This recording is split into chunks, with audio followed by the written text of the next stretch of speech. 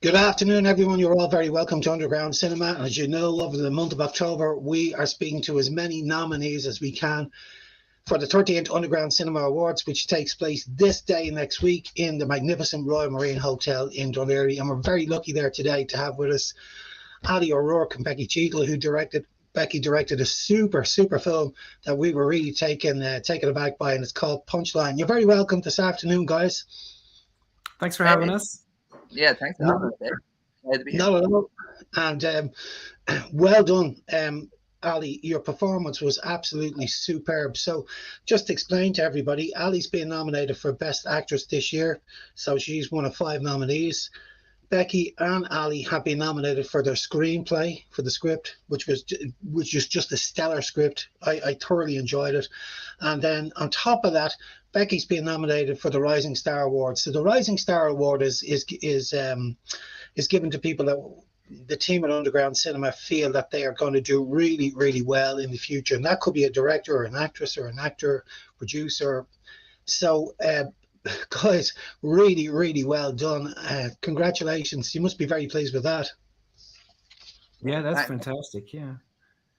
Thanks so much. Yeah, it's great. I'm very proud of the old Becky there. You know, Becky getting the Rising Star. We all knew she was a star. Come on. Everyone in Irish comedy knows how great she is.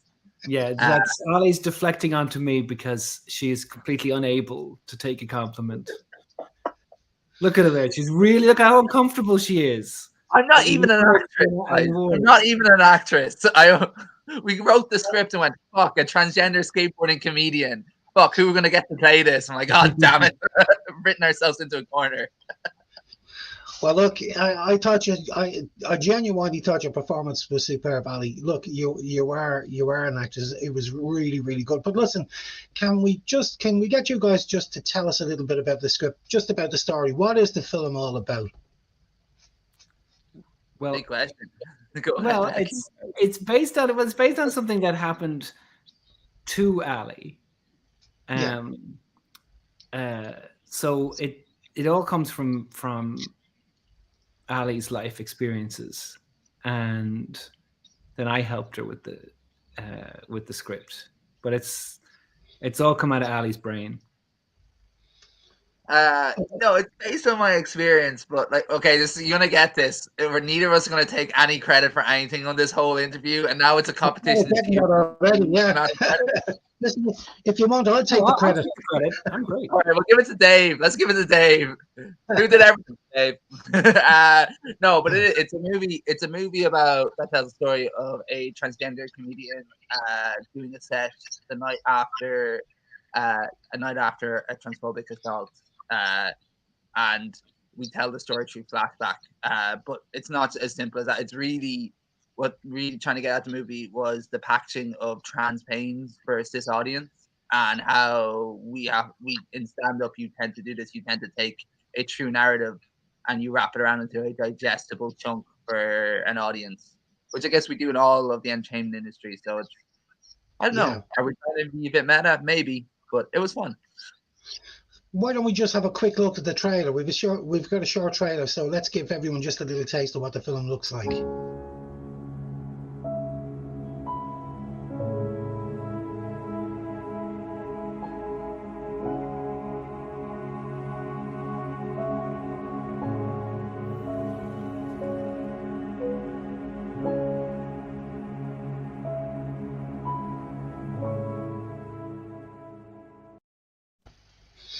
I love the trailer. It's short and sweet. It's shot really well. And when I first watched this film wasn't exactly what I thought it was going to be.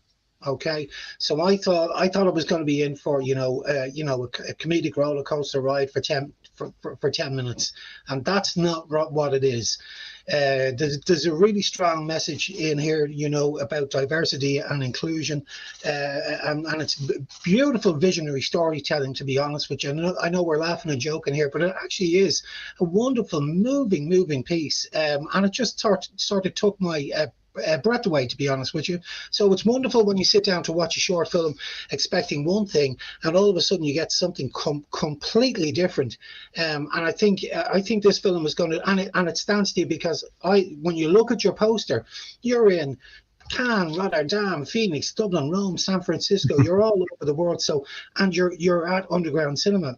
I know some of those festivals are sort of, LGBT festivals, but you got the Underground Cinema Festival, which just celebrates indie filmmaking in general, and we loved it.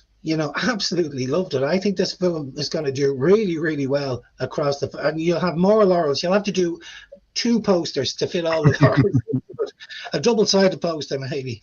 So well done. It's very touching, I think, and I just thought your performance was superb, Ali. And I didn't know until you mentioned it that it was based on true life events, and that must have been very, very difficult. Yeah, but I think as somebody, like, as I said, I am an experienced actor. I'm from the stand-up world, so is Becky, and that's really our background. And we kind of fell into filmmaking more because of lockdown than anything. It was something to do. So like, it was definitely a different skill set to draw upon. And obviously there's stand-up elements to the show, there's humor in the show that I could draw from my experience in stand-up from, but to have that real life experience to draw on those emotions to go back, that scab to pick off, to try to get a performance out of myself, and with Becky's help as well, get that performance was very helpful, let's be honest. So yeah, something shitty happened to me, but the main thing you need to know is I got money out of it, so it's all good. Well, exactly. And if you look, funny, I was watching, channel surfing the other night, and I just came across Billy Connolly in his own words. I don't know if you've ever seen that documentary, but it's superb, because when you listen to Billy Connolly talking, about his life, he had a really, really difficult life. He was brought up by two women. I think they were his aunties, and they were terribly cruel to him. There was a lot of abuse in the house, and yet he, as a stand-up comedian, he's able to bring an awful lot of tragic things that happened in his life onto the stage, and he can actually turn it into humor. And what Billy said, it's a release for him to be able to explain that to an audience in a way that he can get it off his chest. And that's when I watched your film again after watching Billy Connolly, and I that's what I was getting. That last scene, Ali, where when you're talking about your experiences, I thought that was magic. I really, really did, and I was actually making comparisons to Billy Connolly's documentary. Yeah. Wow. Never been compared to Billy Connolly before. His penis from the morgue in the pocket bit is seminal work for me. Huge influence. Yeah. We all need more penises from the morgue in the world. Yeah. But that's why I made the comparison. When you that very last scene is very similar to what Connolly did on stage as well. When he talks about his aunties beating him up, or difficult times that he had in the shipyard when he was young, and funny things as well. So and I'm just wondering, you would see a lot of stand-up comedians take a lot of things that have happened to them in their life, a lot of tragic things, and turn them into humor on stage. Yeah, it's. I think Becky does a great deal with it as well. It's something that we do, and a lot of it is reclaiming narrative. Like it's taking control. Like it's nearly you're screenwriting your own life, to put in cinema terms. You're taking your story and you're putting your own spin on it and taking control of what's happened to you. And it can be really cathartic. And also, I think people kind of think of emotions as polarities, and realistically, a lot of emotions are very close to it. So it's it's not that big a leap from something that's terribly tragic to something that's terribly funny, and often they're both. So I think that's why you see a lot, particularly in Irish stand-up, a lot of that sort of darker humor where we link bad thing that's happening to you to something that's funny. Sorry, Becky, go on. Yeah. No, I think that was the original genesis of the idea from Ali, was that in a general sense about making something about different comedians and how they process stuff and how they work it into the act. And then we turned that then into something more specific, just more specifically about Allie's character. But that was the initial idea anyway. Yeah. Yeah, I think initially we wanted to make a series together where every episode followed a different comedian, and it would be the same group of comedians that are in Punchline, and you'd see a different element of their backstory every week and how they arrived to the material they were performing that night. So very good. Yeah. Your supporting cast were very good. Cian, Martin, and Johnny were great. They worked really well. And this particular film, this won the Virgin Media Discovery Short Film Award, which is fantastic to win that. If I'm right, it was a joint win. Yeah. Yeah, it was us and the amazing Rihan Ali, who also had an amazing film, Water Under a Bridge. We were very honoured to get it. It was a bit of a shock to the system. But I don't know about you, Becky. Are we a little bit spoilt now with a first film, having having so many resources to work with, and being able to bring in our talented friends like Ali Ryan and Cian and Martin and Johnny? You know. Yeah, that was something that Ali wanted, was to get comedians rather than actors to play the other comedians. And but I think they all did a fantastic. Some of them are actors in their own right, and some of them aren't. But that was great. That was great fun filming the comedians. There's loads of ad libs and there's loads of really funny stuff that we cut out because it would have turned the short film into a sitcom. Basically, there was an original cut with a lot more just people making fun of Cian Jordan, who's a comedian and a very close friend of both of ours, and someone we tease mercilessly in real life. And we were getting paid to do that. You can add that into the special features DVD, Becky. Yeah, you could be in the extras. And again, you know, when you have a budget, was the budget 30 grand? Was it? About like for a short film that's fantastic to get a budget like that. You know, I mean, most of the films that we screen, the production values are fantastic and people are pulling favors left, right, and center. But the budget would be nowhere near that sort of amount. So it must have been great on your first sort of first big short to do. And you got it, like your director of photography did a brilliant job. That was Keith Pendred. Oh, he's so good. Really well. Yeah. And there's a shot in the trailer there of the camera following skateboarders, and he's a skateboarder himself. Yeah. So he was on a skateboard with the camera shooting off, and he fell at one point. And I'm very ashamed of this because he was shooting the shot and he fell, but he had a very expensive red camera that he was holding. And when I heard he fell, I rushed over and I went, "Oh, is the camera okay?" Which is, I should have been more worried about him. He was fine. Well, hopefully he was wearing shin pads and stuff like that, and he should be well protected. Oh. Well, it's his own program. And there were other brilliant shots that he did. Like when I was watching it, I could see shots. He must have been influenced. If you look at some of the shots that Scorsese uses, like in The King of Comedy, and even Joker, you know, some of the stand-up scenes where he uses the silhouette and the spotlight is great. You know, the spotlight on top of the actor creates a fantastic silhouette. He does that. He does that really well. His the colors in the club look really well. The film is graded very well. You know, you can see the production values are all really good in this film. It looks like a top class professional production. Yeah, we had some great production designers on it. They were really nice. They were great, and they had. Hang on, what the heck? I have it here.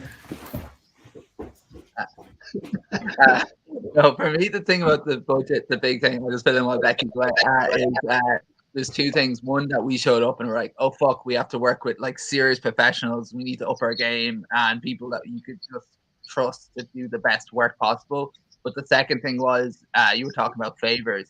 Second thing was we got to pay people. We got to make sure everyone got a fair wage for their labor, which is something that in the industry, especially when you're starting out in the indie scene, is something that we take for granted, that we take a lot of people's time and work for granted. And that was a relief not to have to do that.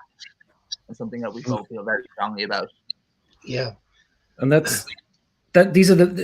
framed it. These are the beer mats that we had, and it's got me and Allie's name on it and the name of the film.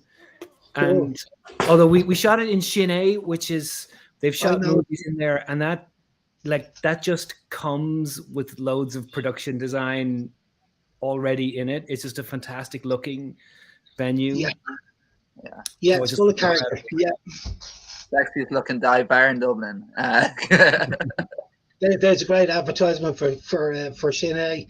So Chennai, Ali and I now, we co-run a comedy club in the basement of Chennai. We didn't at the time that we shot it, but we've since now, and we run comedy nights in there every week. We got so attached that we stayed every Thursday, Friday, and Saturday nights. Come on down. Anyway. So when did you start? When did you actually shoot the film? Shot it in, what was it, around August of 2021? No, one. It's a strange thing because of it was made during lockdowns. Yeah. So it and it got the shooting got delayed for a long time, and it had to be done in these little bursts over the course of a year. Yeah. Do you know what? It's really funny. I've done so far probably about 30 interviews with the nominees this year, and I asked the exact same question.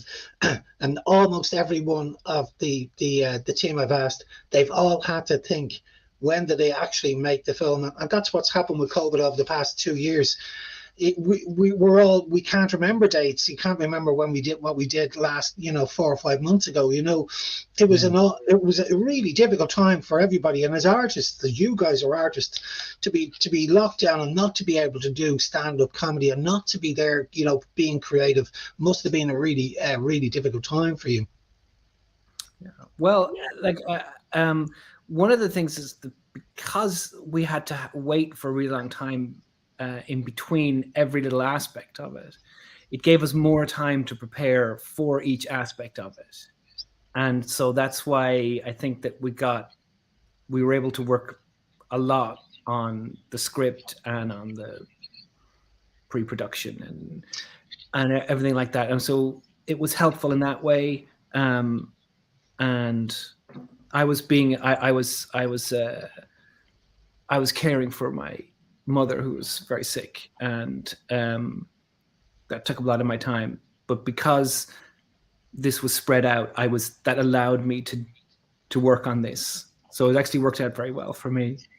Yeah, and if you look back at a lot of the interviews that we've done over the last couple of months, the exact same thing. Everybody's saying the same thing. So, and we've noticed it as well.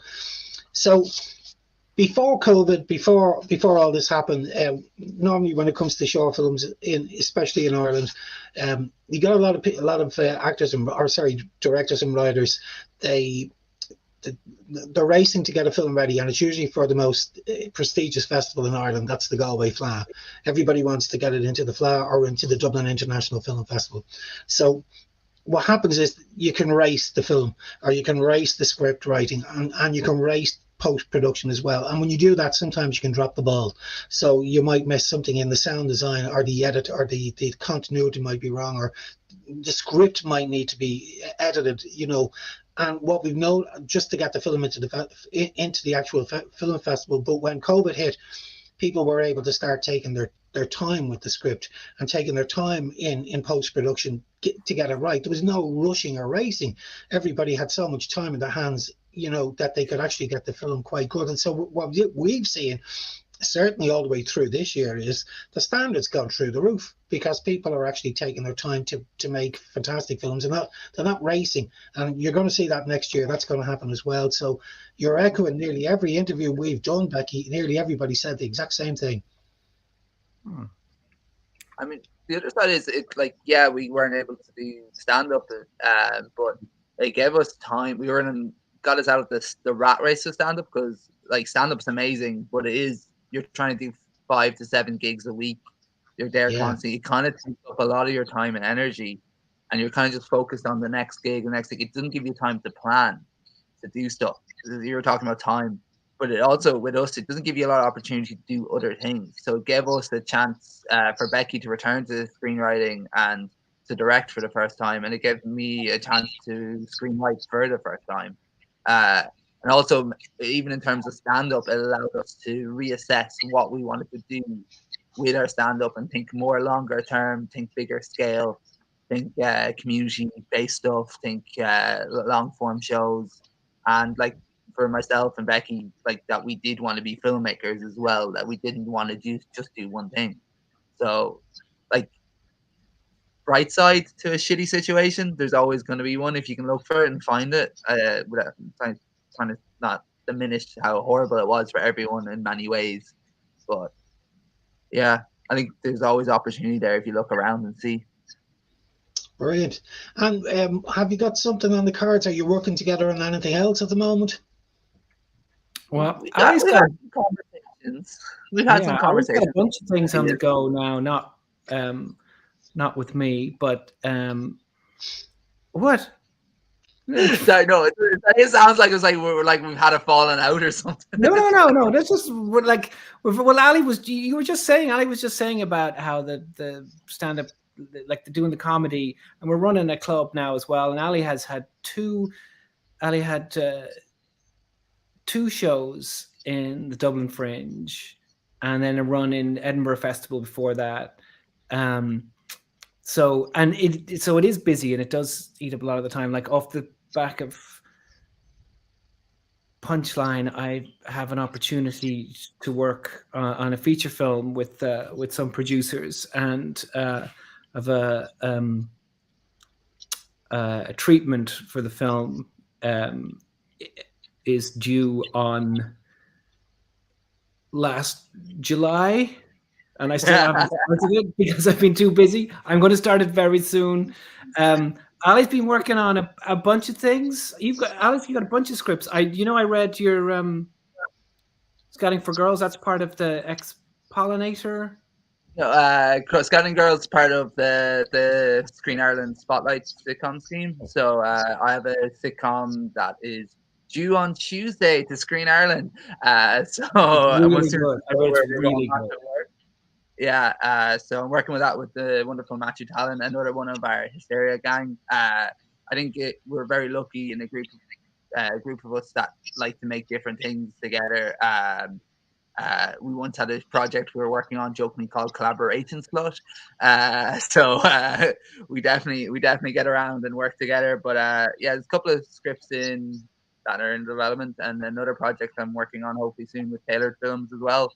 But yeah, no, looking forward to writing more. And me and Becky have a few ideas we need to discuss and get going on again. If we have the time. If we can find the time. Well, brilliant. You sound like you two are going to be quite busy over the next year or so with everything that's in the pipeline, which is great.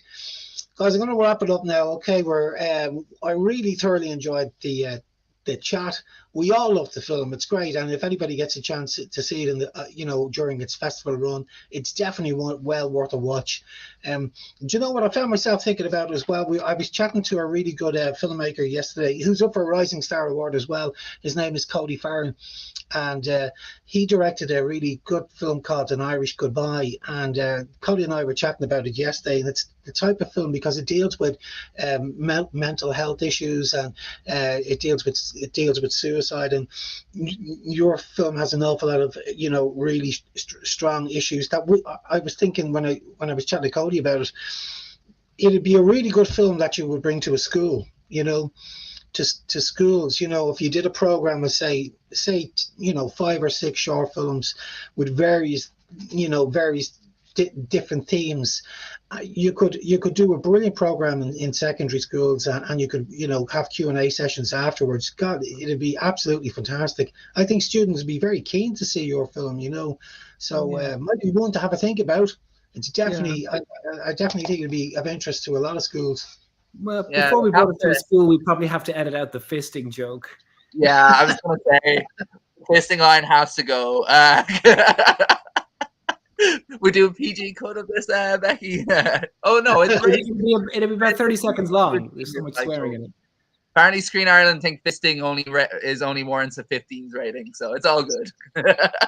Well, it's not actually in the film. It's not. No, we just talk about it on stage. Yeah, which we're doing right now. So I guess this thing's rated 15s now. I don't know how this works. But no, listen, guys, well done. No, fantastic. Yeah, and I wish you all the very best of luck. As I said, the awards are on next week, so I'll be eager to see what happens. Congratulations on your nomination for Best Actress, Best Screenplay together, and the Rising Star Award. Very well done. Thanks so much. Thanks for having us, and thanks for the nominations. We're very honored. No problem, guys. Cheers. This is fun.